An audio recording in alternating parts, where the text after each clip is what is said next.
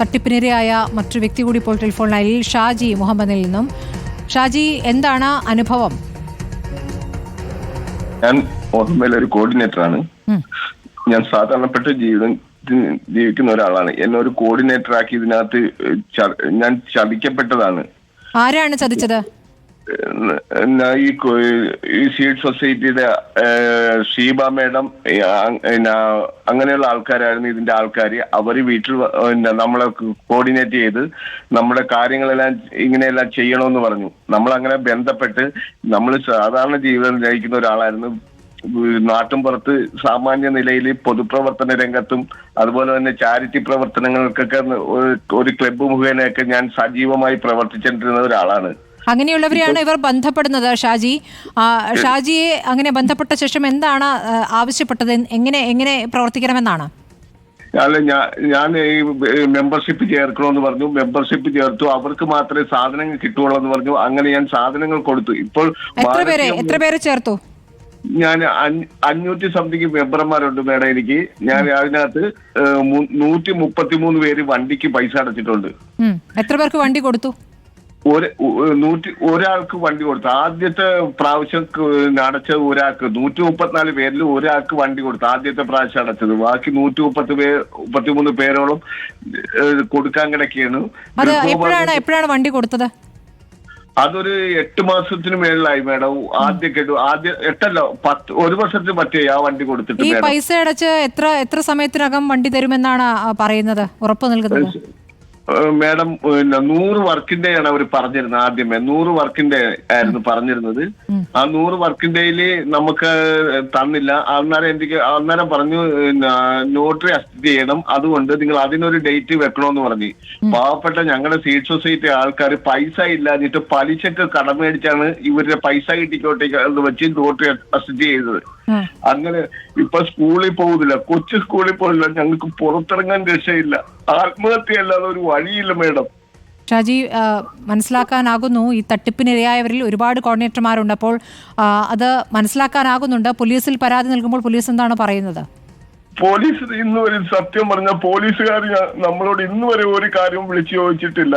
സത്യം അതാണ്. പോലീസുകാർ ഞങ്ങളുടെ അവസ്ഥ അറിയാവുന്നതുകൊണ്ടായിരിക്കും ഇന്ന് വരെ മുഹമ്മദ് പോലീസ് സ്റ്റേഷൻ പരിധിയിലാണ് ഞാൻ താമസിക്കുന്നത്. ഇന്ന് വരെ എന്നെ വിളിച്ചിട്ടില്ല. അല്ല, പോലീസ് ഇങ്ങോട്ട് വിളിക്കാൻ കാക്കണ്ട, അങ്ങോട്ട് പോയി പരാതിപ്പെടാമല്ലോ. അത് ഞാൻ പരാതിപ്പെട്ടിട്ടുണ്ട് മേഡം. SP-ക്ക് പരാതി എല്ലാ രീതിയിലും ഞാൻ കൊടുത്തു കഴിഞ്ഞു. എന്താണ് ഇപ്പോൾ പറയുന്നത്?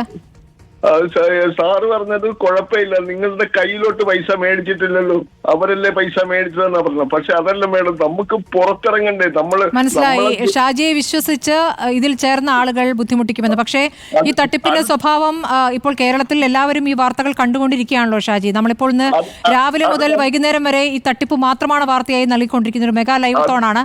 അപ്പോൾ ഇതിൽ ഒരുപാട് അനുഭവസ്ഥർ പറയുന്നുണ്ട് ഷാജി. അതിൽ ഒരുപാട് കോർഡിനേറ്റർമാരും പരാതിയുമായി പോലീസ് സ്റ്റേഷനുകളിൽ കയറി ഇറങ്ങുന്നുണ്ട്. മേഡം, ഒരു കാര്യം കൂടെ പറഞ്ഞത്, എന്റെ ഒരു പെങ്ങളുണ്ട് മേഡം. അവള് ചാകുന്ന അവസ്ഥയിലായിട്ട് മാറിക്കൊണ്ടിരിക്കുന്നത്. അവളാണ് ഒരു 98 പേര് ചേർത്തിരിക്കുന്നത്. എനിക്ക് അവളെ കണ്ടിട്ട് സഹിക്കാൻ പറ്റുന്നില്ല മേഡം. ഞാൻ അതാണ് എന്റെ അവസ്ഥ ഇപ്പോഴത്തെ. മനസ്സിലാക്കാനാകുന്നു. അതല്ല, ഇതിൽ ചേർന്നവർ ഇപ്പോൾ നിങ്ങളെ ബുദ്ധിമുട്ടിക്കുകയാണ് അല്ലെ? നിങ്ങളോട് മോശമായി പെരുമാറുന്നുണ്ടോ?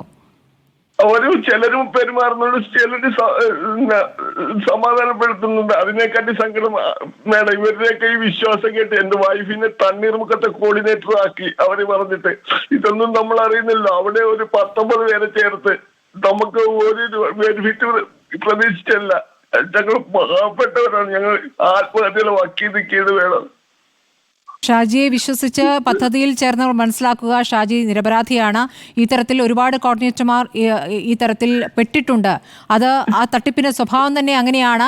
ഒരു നാട്ടിൽ വിശ്വാസ്യതയുള്ള ഒരാളെ തന്നെ ഇതിന്റെ കോർഡിനേറ്ററായി നിശ്ചയിക്കുന്നു. ഇപ്പോൾ ഷാജി അവിടെ ഒരു സാമൂഹ്യ പ്രവർത്തനം നടത്തുന്ന വ്യക്തിയാണ്. അതുകൊണ്ട് തന്നെ ആളുകൾക്ക് നല്ല വിശ്വാസമുള്ള ആളാണ്. അങ്ങനെയുള്ളവരെയാണ് പദ്ധതിയെ ഏൽപ്പിക്കുന്നത്.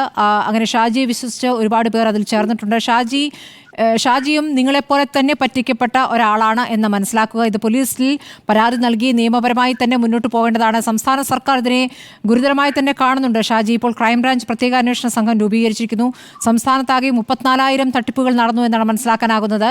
ഇപ്പോൾ പോലീസ് പറഞ്ഞത് വിശ്വസിക്കുക, താങ്കൾ നേരിട്ട് പണം വാങ്ങിയിട്ടില്ല എന്നുള്ളത് വിശ്വസിക്കുക. താങ്കൾ പറയുന്നത് മനസ്സിലാക്കാനാകുന്നു.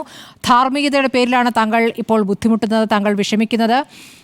താങ്കൾക്കൊപ്പം എന്തായാലും പോലീസ് അന്വേഷണത്തിൽ ഈ കോർഡിനേറ്റർമാരുടെ പങ്കുള്ളവരെയും അല്ലാതെ പറ്റിക്കപ്പെട്ടവരെയും കൃത്യമായി മനസ്സിലാക്കാനാകുമെന്ന് കരുതാം. നമുക്ക് കാത്തിരിക്കാം ഷാജി, ധൈര്യത്തോടെ ഇരിക്കും.